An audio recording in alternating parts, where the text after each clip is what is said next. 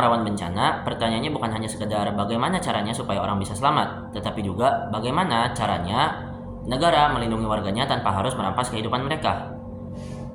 Banyak orang membayangkan bahwa solusi paling cepat untuk mengatasi daerah yang berisiko bencana adalah dengan cara memindahkan warganya ke tempat yang lebih aman. Padahal bagi masyarakat, rumah lebih dari sekedar tempat tinggal. Di sana ada keluarga, tetangga, sekolah, tempat bekerja, kebiasaan hidup, dan juga rasa memiliki terhadap lingkungan. Jadi sebelum negara mengambil langkah sebesar relokasi, negara sebaiknya terlebih dahulu untuk memperkuat mitigasi agar warganya tetap bisa melanjutkan hidupnya di tempat asalnya dengan rasa yang jauh lebih aman.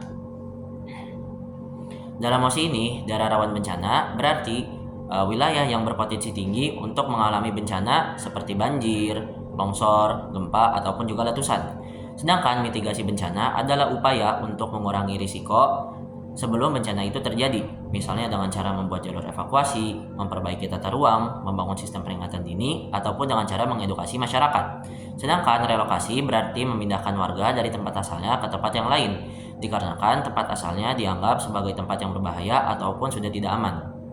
Maka ketika kami mengatakan bahwa negara seharusnya memprioritaskan mitigasi dibandingkan relokasi, itu berarti mitigasi adalah solusi utama atau prioritas utama untuk mengatasi hal-hal seperti daerah-daerah yang berisiko untuk mengalami bencana alam ataupun bencana. Posisi kami sederhana, negara harus melindungi rakyat dengan cara yang paling aman, adil, dan juga manusiawi. Negara harus melindungi rakyat tanpa menghilangkan akar kehidupan mereka. Kebijakan yang baik bukan hanya terlihat bagus di atas kertas, melainkan juga masuk akal dan bisa dijalani dalam kehidupan yang nyata. Negara harus melihat warganya bukan hanya sekadar angka ataupun titik di lokasi peta, melainkan keluarga, pekerja, pelajar, dan komunitas yang memiliki koneksi kuat dengan tempat tinggalnya. Masuk ke argumen pertama kami, mitigasi lebih manusiawi karena menjaga kehidupan warga tetap utuh. Negara harus memprioritaskan mitigasi karena itu melindungi warganya tanpa harus memaksa mereka untuk keluar dari lingkungan hidup mereka. Relokasi bukan hanya soal pindah tempat. Warga yang dipindahkan bisa kehilangan hubungan sosial, bisa kehilangan pekerjaan, kehilangan akses pendidikan, dan rasa aman psikologis. Misalnya, mitigasi adalah prioritas utama dalam masalah-masalah untuk mengatasi bencana-bencana alam.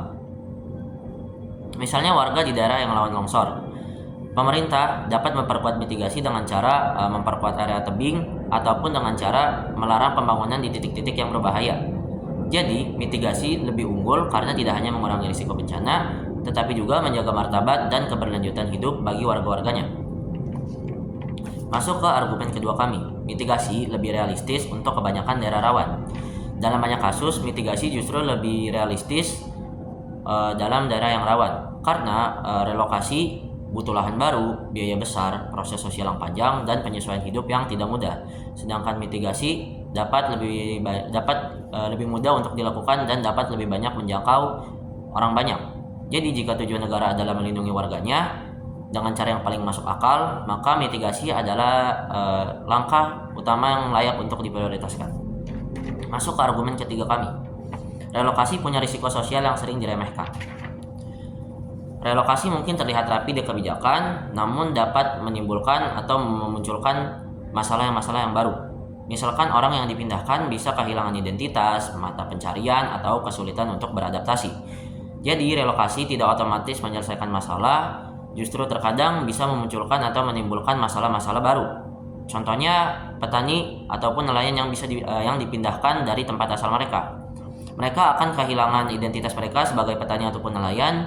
Mereka juga kehilangan mata pencaharian mereka yang selama ini mereka lakukan. Misalkan petani bertani ataupun nelayan mencari ikan. Ini pun berlaku untuk profesi-profesi lainnya. Mungkin oposisi akan berargumen bahwa relokasi ini jauh lebih aman dibandingkan mitigasi. Mungkin benar, aman secara fisik, tetapi belum tentu aman secara hidup, dikarenakan masyarakat yang dipindahkan bisa kehilangan apa yang telah mereka bangun selama bertahun-tahun di tempat tinggal mereka, di tempat asal mereka. Pada akhirnya negara yang baik bukan negara yang paling cepat untuk memindahkan rakyatnya, tapi negara yang paling serius untuk melindungi rakyatnya. Dan mitigasi adalah solusi utama untuk mengatasi hal-hal tersebut, karena mitigasi lebih realistis dan juga lebih cocok untuk jangka panjang. Terima kasih.